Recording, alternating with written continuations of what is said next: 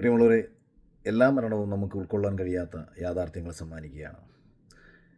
എത്രയൊക്കെ നമ്മൾ തള്ളിപ്പറഞ്ഞാലും മരണമെന്ന പരമമായ സത്യം ഇന്നല്ലെങ്കിൽ നാളെ നമ്മളെയും നമുക്ക് വേണ്ടപ്പെട്ടവരെയൊക്കെ തേടി വരും. പക്ഷെ നമുക്കതൊരിക്കലും ഉൾക്കൊള്ളാനോ ആ യാഥാർത്ഥ്യത്തെ അംഗീകരിക്കാനോ നമുക്ക് കഴിയില്ല.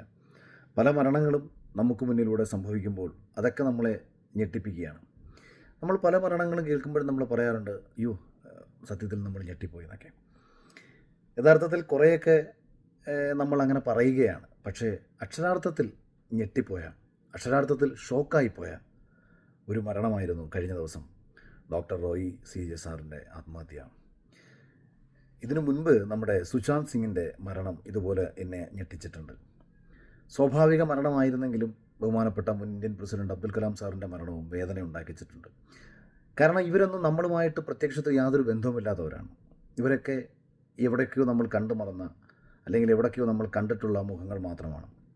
പക്ഷെ നമ്മൾ ഇവരുടെയൊക്കെ മരണങ്ങൾ നമുക്ക് ഒരുപാട് വേദനകൾ സമ്മാനിക്കും. ഇപ്പോൾ എന്താണ് ഡോക്ടർ റോയി CJ സാറിൻ്റെ മരണം എന്നെ ഇത്രത്തോളം ഞെട്ടിച്ചതെന്ന് ചോദിച്ചാൽ, പ്രത്യക്ഷത്തിൽ അദ്ദേഹത്തിന് ഞാനുമായിട്ട് ബന്ധമൊന്നുമില്ല. ബിഗ് ബോസിന് ശേഷം ഞാൻ അദ്ദേഹത്തെ ഒരിക്കൽ പോലും കണ്ടിട്ട് കൂടിയില്ല, ബിഗ് ബോസിൻ്റെ ഫിനാലെയ്ക്ക് ശേഷം. പക്ഷേ ഞാൻ ചിന്തിച്ചിട്ടുണ്ട്, ഒരു സമയത്ത് ഒന്നുമല്ലാതിരുന്ന ഒരുവൻ്റെ അക്കൗണ്ടിലേക്ക് 50 ലക്ഷം രൂപയുടെ ഒരു സമ്മാനം നൽകിയ ഒരു മനുഷ്യൻ, കഴിഞ്ഞ 18 വർഷക്കാലമായി വിവിധ റിയാലിറ്റി ഷോകൾക്ക് സമ്മാനം നൽകിയ ഒരു മനുഷ്യൻ, എന്നെപ്പോലെ ഒരുപാട് മനുഷ്യരുടെ ജീവിതത്തിൽ സമ്മാനം കൊണ്ട് അനുഗ്രഹിച്ച് അവരുടെ ജീവിതത്തിൽ വലിയ മാറ്റങ്ങൾ വരുത്തിയ ഒരു മനുഷ്യൻ.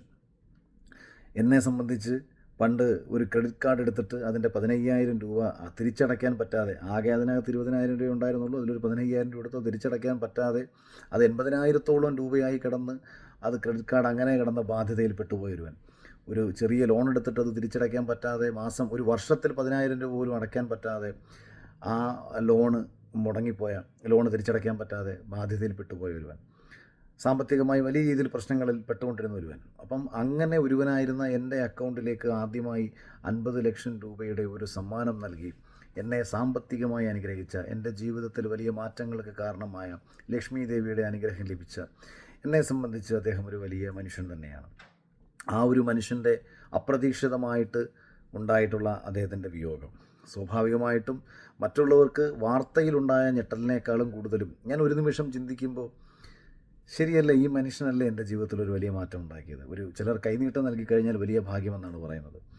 അപ്പോൾ ഇദ്ദേഹത്തിൻ്റെ കോൺഫിഡൻറ്റ് ഗ്രൂപ്പിൻ്റെ, ഇദ്ദേഹം തന്നെ, എനിക്കറിയാം, ഒരിക്കലും ആ ഒരു കോർപ്പറേറ്റ് കമ്പനിയുടെ തീരുമാനത്തേക്കാൾ ഉപരി റോയി CJ എന്ന് പറയുന്ന മനുഷ്യൻ്റെ തീരുമാനമായിരിക്കാം ഇത്തരം റിയാലിറ്റി ഷോകൾക്ക് സമ്മാനം നൽകുക, അതുപോലെ തന്നെ സിനിമകൾ നിർമ്മിക്കുക, മറ്റുള്ള കലാകാരന്മാരെ പ്രോത്സാഹിപ്പിക്കുക, മറ്റുള്ള കാര്യങ്ങൾക്ക്, ഫ്യൂച്ചറിസ്റ്റിക് ആയിട്ടുള്ള കാര്യങ്ങൾക്ക് വേണ്ടിയിട്ട് പരമാവധി സപ്പോർട്ട് കൊടുക്കുക. ഇതൊക്കെ ഒരു പക്ഷേ അദ്ദേഹത്തിൻ്റെ വ്യക്തിപരമായിട്ടുള്ള താല്പര്യങ്ങളും ഇഷ്ടങ്ങളും ഒക്കെ ആയിരിക്കാം.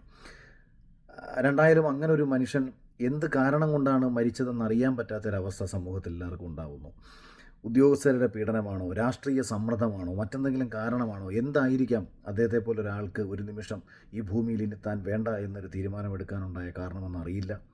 അദ്ദേഹത്തിൻ്റെ വിയോഗം വലിയ നഷ്ടമാണ് ബിസിനസ് മേഖലയിലും കോൺഫിഡൻറ്റ് ഗ്രൂപ്പിലെ ജീവനക്കാർക്കിടയിലും. കോൺഫിഡൻറ്റ് ഗ്രൂപ്പ് എന്ന് പറയുന്ന ഒരു വലിയ ബിസിനസ് സ്ഥാപനത്തിനുമൊക്കെ ഉണ്ടാക്കിയിട്ടുള്ളത്. അദ്ദേഹത്തിൻ്റെ കുടുംബാംഗങ്ങൾക്കുണ്ടായിട്ടുള്ള വലിയ വേദനയിൽ ഞാനും പങ്കുചേരുകയാണ്.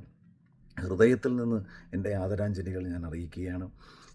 ആ മനുഷ്യൻ തീർച്ചയായും ജീവിച്ചിരുന്നിരുന്നെങ്കിൽ ഒരുപാട് പേർക്ക് പ്രയോജനപ്പെടേണ്ട മനുഷ്യനായിരുന്നു. ആർഭാടങ്ങളും പണം ചെലവഴിക്കാനുള്ള അദ്ദേഹത്തിൻ്റെ മനസ്സുമൊക്കെ തന്നെയാണ് അദ്ദേഹത്തിനെ സമൂഹത്തിൽ ഒരുപാട് പേർക്ക് പ്രിയങ്കരനാക്കി മാറ്റിയത്. ഞാൻ എപ്പോഴും പറയും, പണം ഒരുവൻ സമ്പാദിച്ച് തൻ്റെ കയ്യിൽ മാത്രം സൂക്ഷിച്ച് അവനവന് വേണ്ടി മാത്രം ജീവിച്ചു കഴിഞ്ഞാൽ ആർക്കും ഒരു പ്രയോജനമില്ല.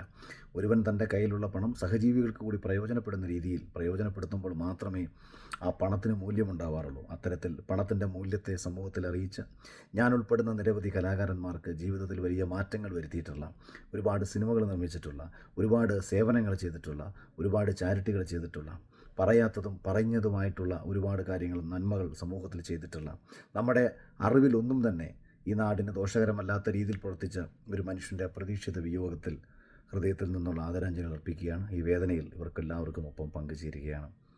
ആദരാഞ്ജലികൾ, പ്രിയപ്പെട്ട doctor Roy CJ sir. Thank you.